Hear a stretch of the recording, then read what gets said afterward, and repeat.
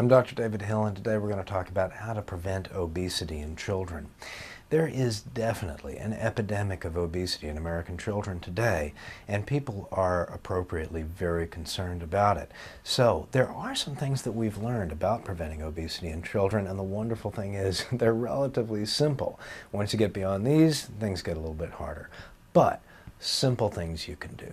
Number one, have your child eat breakfast. You would think eating more is not the way to prevent obesity. I'm not talking about having a huge breakfast, but if your child or teenager regularly skips breakfast, it seems that they eat even more later in the day than what they missed in the morning. Whereas children who eat a good balanced breakfast tend to eat less later on in the day than if they had skipped breakfast. So hey, start with breakfast. While we're at the meal table, make your own meals and eat dinner together as a family. This seems so simple. I know in today's world it can be very difficult to get everybody around the dinner table at the same time.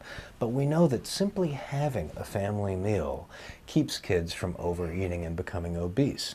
Likewise, it's very hard to cook something at home that has as much fat and salt as what you're going to buy out or buy as a prepared meal. So look up some good recipes. Or something old. Maybe it's an old family recipe that you love. But if you made it, you're likely to be better off in terms of preventing obesity than if you go out and get even something that's supposed to be healthy at a restaurant. Next, eliminate sugared beverages. Nobody needs a single drop of juice, especially not children. Even 100% real fruit juice is still largely sugar water. Likewise, here in the South, we enjoy sweet tea. Nobody needs sweet tea. Lemonade, soda, even sports beverages like Gatorade or Powerade, for example, often contain much more sugar than children need. There is a place for sports beverages in children who are dedicated athletes and exercising for more than an hour a day, but unless you really need a rehydration beverage like that, it's easy to overuse them. Remember, they have a lot of calories.